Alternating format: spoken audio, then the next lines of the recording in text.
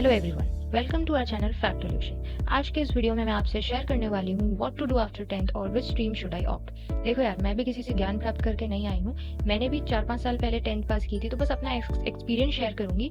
ये बहुत ही डिफिकल्ट और बहुत ही कंफ्यूजिंग पीरियड होता है जब हमें 11th में सब्जेक्ट चूज करना होता है। तो मैं इस वीडियो में बहुत सिंपल एंड ईजी तरीके से आपको बताने वाली हूँ कि कैसे आप अपना सब्जेक्ट चूज करें। आज हम सभी चीज़ों पर डिस्कशन करने वाले हैं और आपके ऑलमोस्ट सारे कंफ्यूजन और डाउट्स क्लियर करने वाले हैं। So you just need to stay here for 5 minutes only. जैसे ही 10th का रिजल्ट आता है, सब एक पैटर्न को फॉलो करने लगते हैं कि अगर 85 प्लस आ गए तो हमने साइंस ले ली, 60 to 85% आ गए तो हमने कॉमर्स ले ली, या 60 बिलो या 60 आ गए तो हमने ह्यूमैनिटीज ले ली। ये जो लॉजिक है ये अब बहुत पुराना हो चुका है। इसे हम फॉलो नहीं करेंगे। हम कुछ नया देखेंगे। हम क्या फॉलो करने वाले हैं, मैं आपके साथ 3 पॉइंट्स डिस्कस करूंगी और उन 3 पॉइंट्स के बाद मैं आपको क्लियर हो जाएगा कि आपको कौन सा सब्जेक्ट चूज करना है। तो यार, वो 3 अनमोल पॉइंट्स ये हैं। First, knowledge of all the 3 streams. मैं आपको तीनों स्ट्रीम का थोड़ा सा नॉलेज दूंगी कि कौन से स्ट्रीम में कौन से सब्जेक्ट्स अवेलेबल हैं। उसके बाद में सेकंड पॉइंट है हमारा career options based on these streams. ठीक है, कौन से करियर ऑप्शंस अवेलेबल हैं, कौन से सब्जेक्ट्स का क्या स्कोप है, वो मैं बताऊंगी आपको। थर्ड हमारा जो पॉइंट है वो है डूज एंड डोंट्स। ठीक है, आपको क्या करना है, आपको क्या नहीं करना है जब आप अपना सब्जेक्ट चूज कर रहे होंगे। So let's start with our first point. हमारे पास में 3 स्ट्रीम्स है। First science, second commerce and third humanities, और वी कैन से आर्ट्स।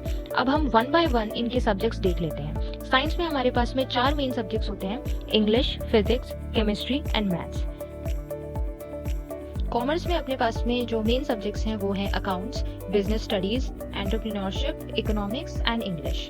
वैसे ही ह्यूमैनिटीज में हमारे पास में जो मेन सब्जेक्ट्स हैं वो है history, geography, political science, English. ठीक है, ये तो मेन सब्जेक्ट्स हो गए। अब ऑप्शनल सब्जेक्ट्स देख लेते हैं। ऑप्शनल सब्जेक्ट्स में हमारे पास में है मैथ्स, जो कि कॉमर्स में हमारे पास ऑप्शनल सब्जेक्ट होता है। Physical education, fine arts, music and dance भी आजकल हमारे पास में एक ऑप्शन है सब्जेक्ट चूज करने के लिए। अभी 1 ईयर पहले इंट्रोड्यूस किया है इस सब्जेक्ट को। और हमारे पास में इंफॉर्मेशन टेक्नोलॉजी होती है जिसको हम चूज कर सकते हैं। अब आपने क्या करना है, ये सारे सब्जेक्ट्स देखो और खुद से डिसाइड करो कि इन तीनों स्ट्रीम्स में से कौन से ऐसे सब्जेक्ट्स हैं जो ज्यादा पसंद है आपको पढ़ने में, या आपका उन सब्जेक्ट्स में बहुत ज्यादा इंटरेस्ट है। ऐसा नहीं करें कि फिजिक्स अच्छी लगती है 10th में तो साइंस ले लिया, बिकॉज अगर 11th में आप साइंस लेते हैं तो आपको फिजिक्स, केमिस्ट्री, मैथ्स तीनों पढ़ने पड़ेंगे। अब आपको फिजिक्स पसंद है तो फिजिक्स तो आपने क्लियर कर ली, लेकिन मैथ्स और केमिस्ट्री में डूब गए। सिमिलरली अगर आपको हिस्ट्री पढ़ना पसंद है तो इसका मतलब ये नहीं है कि आपने आर्ट्स ले लिया तो अब हिस्ट्री तो पढ़ ली लेकिन ज्योग्राफी, पॉलिटिकल साइंस में डूब गए। तो आप ये देखें कि आपको कौन सी स्ट्रीम में से सबसे ज्यादा सब्जेक्ट्स पसंद है पढ़ना, तो आप उसी स्ट्रीम को पढ़ें, क्योंकि अगर जहाँ पे आपका इंटरेस्ट होगा उस चीज को आप ज्यादा टाइम तक पढ़ पाओगे। मतलब जो आपकी फर्दर स्टडीज है आप उन्हीं सब्जेक्ट्स में कर पाओगे। नहीं तो फिर आप फ्यूचर में 12th कर ली, उसके बाद में फिर आप थोड़ा सा इधर उधर फ्लिप कर रहे हैं कि अब मैं क्या पढ़ूं क्या नहीं पढ़ूं। तो फ्रेंड्स, ये एक चीज आपको कंसिडर करना है जब आप अपना सब्जेक्ट सेलेक्ट करेंगे। तो अब आते हैं हम अपने सेकंड पॉइंट पे, जो कि है करियर ऑप्शंस क्या अवेलेबल है। जो सब्जेक्ट्स आप पढ़ने वाले हो उनका क्या फ्यूचर है, क्या स्कोप है। जैसा कि एक बेसिक मेंटालिटी है कि अगर साइंस ले ली तो भैया IIT करनी है, या बायो ले ली तो आपको डॉक्टर बनना है, या कॉमर्स ले ली तो आपको CA बनना है। There are so many things to do except these few options. Like science में अगर हम देखें तो इंजीनियरिंग हो गया, मेडिकल हो गया, बायोटेक्नोलॉजी हो गया, बायोकेमिस्ट्री हो गया, एविएशन जो एयर इंडस्ट्री है आप उसमें अप्लाई कर सकते हैं। एथिकल हैकिंग कर रहे हैं लोग आजकल, डिफेंस ज्वाइन कर सकते हैं आप, बहुत सारी फोर्सेज हैं जो आप ज्वाइन कर सकते हैं। आप फैशन टेक्नोलॉजी को ज्वाइन कर सकते हैं। अदर देन दैट आप MBA कर सकते हैं। बहुत सारे ऑप्शंस हैं जो आप एक्सप्लोर कर सकते हैं, बस आपकी नॉलेज होनी चाहिए। सेकेंड, अगर हम कॉमर्स की बात करें तो उसमें आप CA बन सकते हैं, चार्टर्ड अकाउंटेंट बन सकते हैं, कंपनी सेक्रेटरी बन सकते हैं, कॉस्ट एंड मैनेजमेंट अकाउंटेंट बन सकते हैं, CFA जिसको हम चार्टर्ड फाइनेंशियल एनालिस्ट कहते हैं वो भी आप बन सकते हैं। उसमें क्या होता है, उसमें ये जो वेल्थ मैनेजमेंट हो गया, क्रेडिट एनालिसिस हो गया, इनकम एनालिसिस हो गया, ये सब जो बैंक्स होते हैं, इंश्योरेंस कंपनीज होती हैं, इन्वेस्टमेंट फर्म्स होती हैं, बहुत सारी MNCs होती हैं, इनमें इनका काम होता है एनालिसिस करना। तो ये अभी बहुत ज़्यादा ट्रेंड में है, लोग बहुत ज़्यादा इसे अप्रोच कर रहे हैं। उसके बाद में आप रिटेल मैनेजर बन सकते हैं।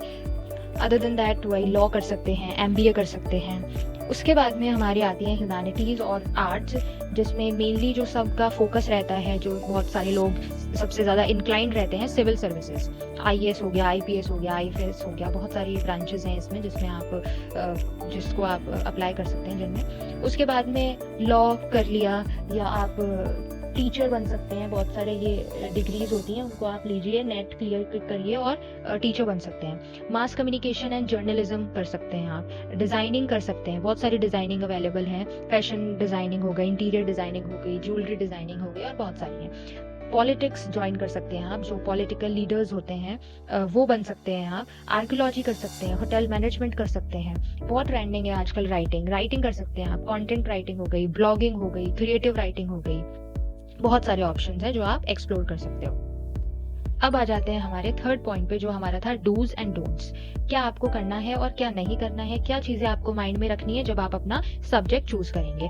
फर्स्ट जो हमारा पॉइंट है वो ये है कि selection of the fifth subject. Somehow आपने अपनी स्ट्रीम चलो एक बार के लिए चूज कर ली, उसके बाद में आप थोड़ा सा कंफ्यूज हो जाते हैं कि अब ऑप्शनल सब्जेक्ट क्या है। तो मैं आपको सजेस्ट करूंगी कि आप अपना ऑप्शनल सब्जेक्ट ऐसा रखें कि मतलब ठीक है, अगर आप ऐसे बच्चे हो जिसको 12th में अच्छी परसेंटेज चाहिए, तो आप किसी भी सब्जेक्ट को अप्रोच कर सकते हो, जैसे कि फिजिकल एजुकेशन हो गया, फाइन आर्ट्स हो गया, म्यूजिक एंड डांस, जिसमें आप इजीली स्कोर कर पाओ। क्योंकि जो साइंस वाले बच्चे होते हैं उनके पास ऑलरेडी तीनों सब्जेक्ट्स बहुत भारी भारी होते हैं, जिनको पढ़ने में बहुत टाइम चाहिए होता है, बहुत सारा टाइम वेस्ट नहीं करना है, तो आप फिजिकल एजुकेशन या फाइन आर्ट्स या ऐसे सब्जेक्ट्स ऑप्ट कर सकते हो। बट अगर आप अपने फ्यूचर में किसी अच्छे कॉलेज में एडमिशन चाहते हो, जहाँ पे आपको लग रहा है कि आपको एंट्रेंस देना पड़ेगा, तो मैं आपको बताऊं कि जैसे दिल्ली यूनिवर्सिटी है, उसमें क्या होता है कि वो लोग आपसे बेस्ट ऑफ 4 सब्जेक्ट्स पूछते हैं। ठीक है, आपके कौन से बेस्ट ऑफ 4 सब्जेक्ट्स हैं, जिसमें कि वो लोग in physical education, fine arts, English, इनको प्रेफरेंस नहीं देते हैं, वो सिर्फ मेन सब्जेक्ट्स को प्रेफरेंस देते हैं। तो वहाँ पे अगर आप अपना ऑप्शनल सब्जेक्ट मैथ्स या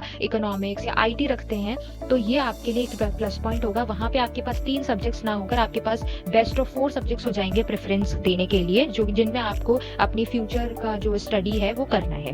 ठीक है फ्रेंड्स, सेकेंड जो हमारा पॉइंट है इसमें वो ये है कि इस मिथ को नेग्लेक्ट करें कि अगर आपने आर्ट्स ले ली, ये एक मिथ होती है कि मैंने आर्ट्स ले ली किसी बच्चे ने, तो भाई उसको सिर्फ सिविल सर्विसेज वो दे सकता है, सिर्फ गवर्नमेंट एग्जाम्स की प्रिपरेशन कर सकता है, या फिर वो ज्यादा से ज्यादा क्या होगा, टीचर बन जाएगा। बट ऐसा नहीं है। जैसा कि मैंने आपको थोड़ी टाइम पहले जो मैंने आपको करियर ऑप्शंस में बताया, बहुत सारे डोमेन्स हैं जिनको आप एक्सप्लोर कर सकते हो। थर्ड जो हमारा पॉइंट है वो मेरे अकॉर्डिंग मुझे बहुत ज़्यादा इंपॉर्टेंट लगता है, क्योंकि सबसे ज़्यादा गलतियां लोग यही कर जाते हैं, बच्चे जो हैं बहुत ज़्यादा गलतियां करते हैं कि जो उनके एल्डर ब्रदर सिस्टर या फ्रेंड्स होते हैं, या बहुत सारे लोग होते हैं जो उन्हें इन्फ्लुएंस करते रहते हैं कि ये सब्जेक्ट ले ले, इसको जैसे तैसे पढ़ ले, इससे ये हो जाएगा, तेरा फ्यूचर सेट हो जाएगा, और बहुत ज़्यादा प्रेशर होता है। तो किसी के भी इन्फ्लुएंस में नहीं आए, अपनी एबिलिटी देखें कि आप कितना कर सकते हैं। ये नहीं कि साइंस अच्छा है, किसी ने बताया साइंस सब्जेक्ट अच्छा है तो आपने बस साइंस ले लिया, फ्यूचर में पता चला कि आप इतना टाइम ही नहीं दे पा रहे उस सब्जेक्ट को। आप अपनी एबिलिटी के अकॉर्डिंग चूज करें सब्जेक्ट को, किसी की कही बातों पर ध्यान मत दो। आई होप जो ये 3 की पॉइंट्स हमने डिस्कस किए हैं, उसके बाद आप सब एक बेटर कंक्लूजन पर पहुंच चुके होंगे। All the best for your future. Thank you for watching this video. If you like this video, please like, share, subscribe. And if you found any of our point effective, then let us know in the comment section. Bye-bye.